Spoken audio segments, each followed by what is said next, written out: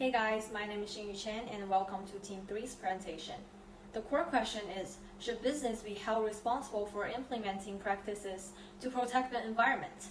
Our belief that the negative implications of owning a responsibility outweigh the positive effects should the mandate be enforced.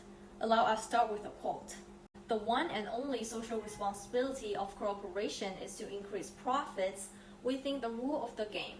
These were the words of Nobel Prize winner and economist Milton Friedman. And millions of readers of the New York Times article, "The social responsibility of business is to increase profits."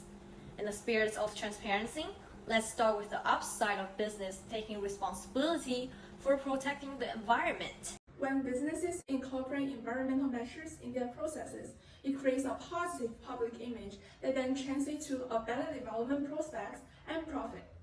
How does this birth a win-win scenario for both the company and the public? Let's take Ford for example. Once known as the biggest environment pollution contributor, the company now owns the world's largest green roof. Ford has been using sustainable fabrics in its vehicles, and 80% of its Focus and Escape models are recyclable. Even its heavy-duty pickup truck is fuel efficient while running on clean diesel. On one side of the equation, Ford revolutionizes its development projects. The public, on the other hand, appreciates the company's efforts in protecting the environment, transforming it into a potential market. However, while Ford is the only company to win the EPA Energy Star Award twice in a row, the company's transition from a villain to a hero wasn't government-enforced. Self-driven, it recognized and implemented techniques to move forward without negatively impacting the environment and the company's potential patrons. Another noteworthy effect of businesses taking on the responsibility to protect the environment is the rapport built between the company and the local government. If the link is conducive, the company could lay a sturdy foundation for business expansion in the area, consequently boosting the local economy. This effect has been seen in the general trend of developed countries setting factories in developing countries.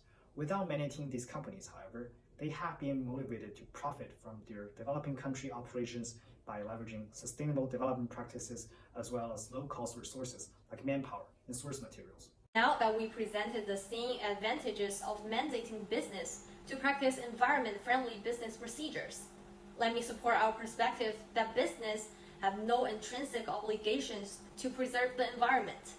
Referring back to Milton Friedman's quote, implementing such practices could be counterproductive to a company's innateness to earn profits, and the results may be almost negligible. While business abide by environmental regulations, their compliance operation could be passive. After all, as long as they meet the least of the criteria listed by the government, they're good to go. It's questionable whether in reality the company and its employees will run the extra mile just because of regulations. Coca-Cola has always been about environmental protection, that it recently just developed cola bottles made from recycled marine waste plastic, and it almost spending 10 times the cost of its previous plastic materials. Signed the Clean Air Act in 1977, criteria air pollutants of every U.S. county have to be evaluated annually.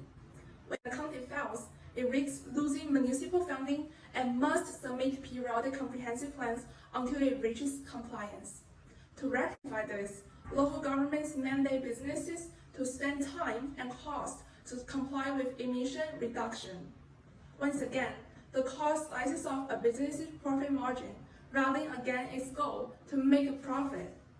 Like domino effect, a company has to raise its prices, passing the cost burden to the consumers.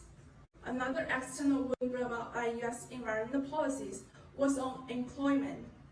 Manufacturing employment died from 18 million in 1970 to 12 million in 2012. It was a drop from 25.3% to a staggering 9% in total U.S. employment. Regulations to protect the environment are costly as well, so much so that the U.S., owning 15% of global emissions, once tried to weaken EPA's past rules, justifying that the cost outweigh the benefits. This is rooted in its pledge to cut its greenhouse gas emissions by 70% from its 2005 levels by 2020 In 2019, however, its emission only dropped by 10.2%, a mere 60% of the target, despite the money invested in the endeavor. Therefore, if businesses shouldn't be held liable for environmental protection, what are potential options for them to consider that would simultaneously preserve the environment without damaging their economic interests? We believe recycling, emission trading systems, and empowering shareholders' social welfare are the alternatives. Tesla is one company that took on recycling as a responsible move. Instead of dumping discarded lithium-ion batteries on landfills, they auction 100% of the batteries' available materials for reuse. Another alternative venue is the emission trading system, an endeavor initiated by the US, the purposes of which is to leverage a market economy to control pollution emissions. Because the transaction of pollutant discharge between different owners must be paid, the trading system of pollutant discharge allows the market to adequately play the role, stimulating the enterprise to improve technology hard and reduce discharge pollution quantity. American enterprises have grown in perspective and practices. It can be sensed in a number of companies that have gone public. Without sticking a knife at their necks, their production and operation behaviors have been gradually moving in line with the need for maximizing social welfare. There already is an almost irreconcilable contradiction between environmental protection and profitability of enterprises, and imposing another rigid compliance could widen the rift. Instead, businesses should be allowed to develop personal market-based methods to solve pollution problems. After all, there has been an emerging practice among businesses, a social responsibility they have taken on themselves without breaking their banks. This is the end of our presentation. Thank you so much for listening.